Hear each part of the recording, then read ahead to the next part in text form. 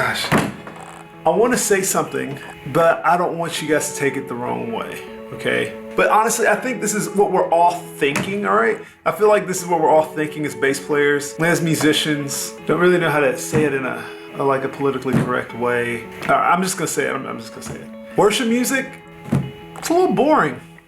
Especially as a bass player, and even as like a piano player or other musicians, worship music can be a little bit boring. And it doesn't mean that it's not good. It doesn't mean that it doesn't have a purpose. I'll go ahead and give you a preface. I love the Lord. I'm a Christian, and I go to church every Sunday, go do my midweek service, all that. But it doesn't necessarily mean that makes worship music better. It's just, yes, I understand the words and I feel the presence of the Lord when we sing.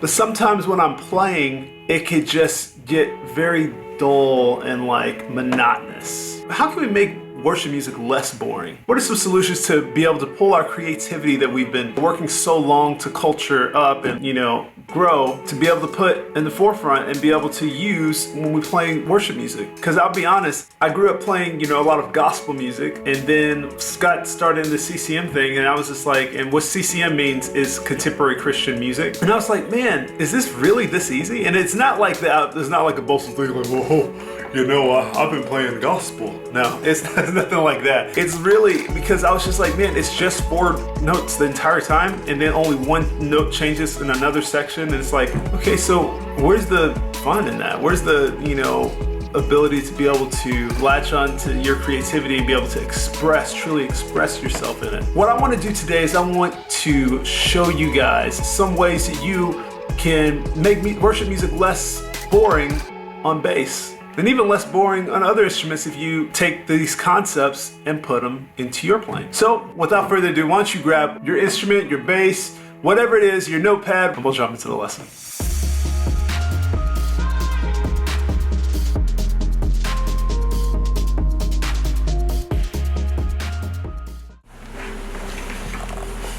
All right, so something we have to think about when it comes to worship music is the purpose of it.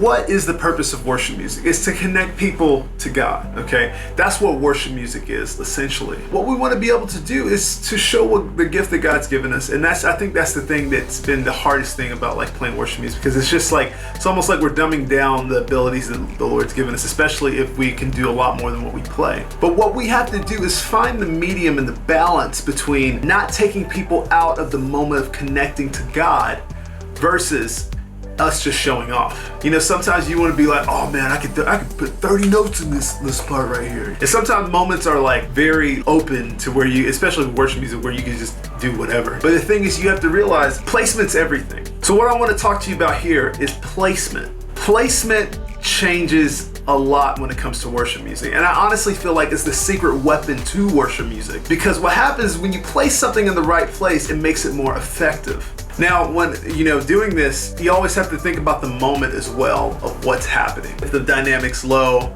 is it just the soloist? Because sometimes in worship music, there's sections where there's no bass and drums, but the bass and drums come in together on a particular section and it takes it up a level.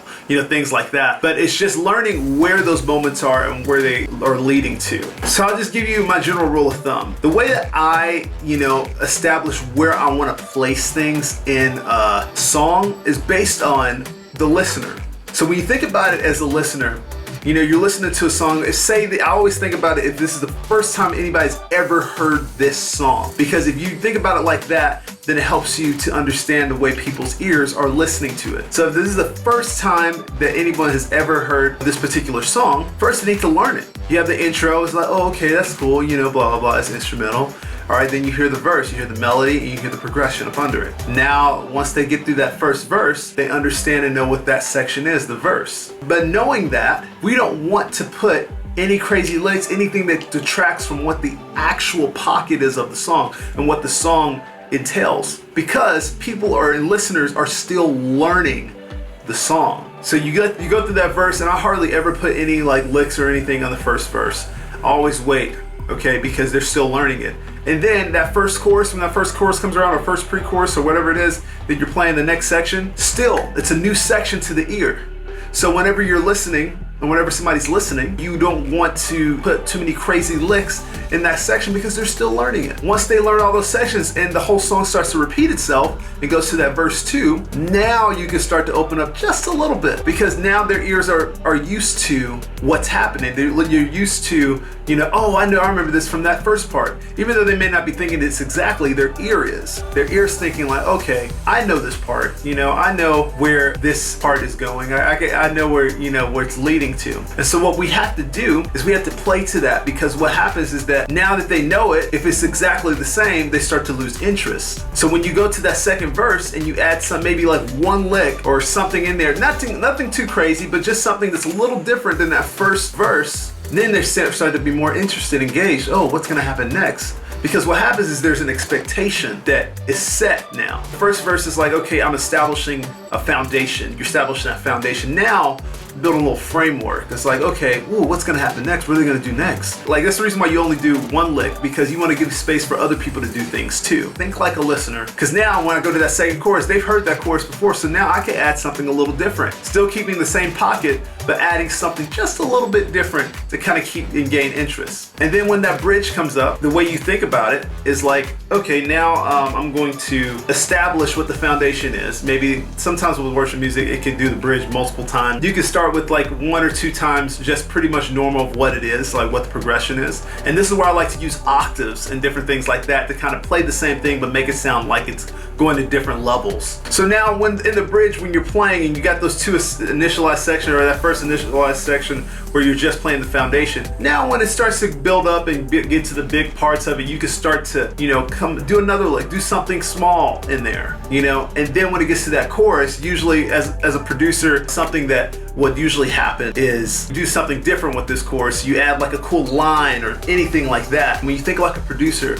it causes the song to be more effective. You want to think about things as a whole. Like, you're not just thinking about just the bass. You're thinking about, what is the guitar player doing? What is the piano player doing? What are the singers doing? Because you don't want to step on their toes. You don't want to step on anybody else's toes, but you want to play your part, but add to it creatively in the right places. So one of the ways that you can, spice up worship music, especially for bass, is actually playing synth bass. If you don't know what a synth bass is, this is a synth bass. This is a Moog Voyager, which I'll be honest with you, this is not mine. The studio here that I'm at, they have a Moog Voyager. It is a very expensive piece of equipment, this particular one, but you don't have to have a very expensive one like this Voyager to be able to achieve the synth bass sound. This board right here below it, this is like a little piano.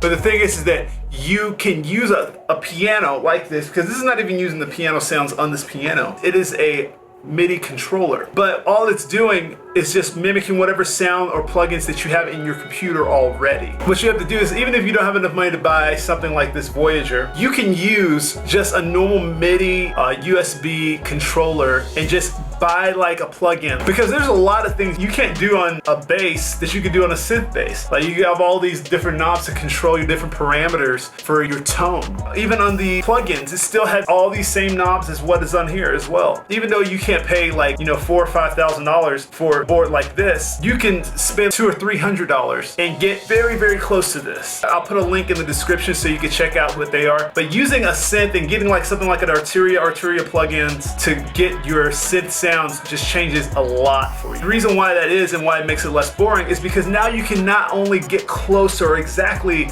the sound of the recording, but you can also make some really cool moments with something like a synth bass. So this is another thing that I want to tell you about, is dynamics. Using your dynamics to strengthen your playing and not weaken it. If you do too many dynamics in the wrong places, like being too loud in soft areas or soft in too many loud areas, it causes, one, if you're too loud, it causes you to hit a ceiling.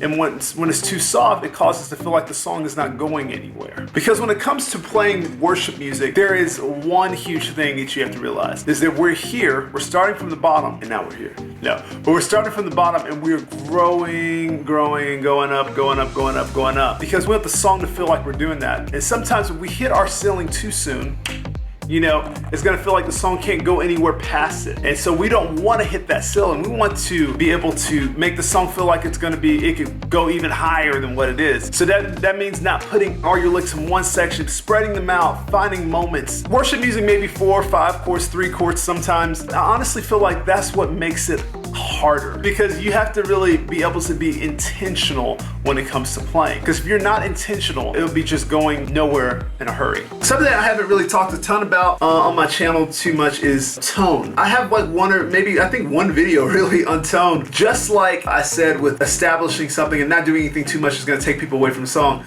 Tone is the same thing. When you play with the right tone at the right place, it can just change the whole vibe. You know what I'm saying? Like if you're on a soft part of the song and you're playing up at the top of the neck, that makes a more round tone. Rather than people hearing the notes, they feel the notes. And like that's what I usually like to do for softer sides of the song. And then when it starts to build up, I go to my middle position and then play like normal. So it's super simple, super easy to do, you know. It doesn't mean there's anything wrong with people hearing your notes. You just gotta know the placement of it. Sometimes you want your bass to sound like a synth bass. Even if you don't have one, you wanna know that placement, that tone of what's needed. And for gospel music, you wanna know what's gonna be, you know, tighter. When it comes to contemporary Christian music, you wanna know this because there's only 4 notes you're gonna be playing, 4 to 5 notes, maybe 6 notes.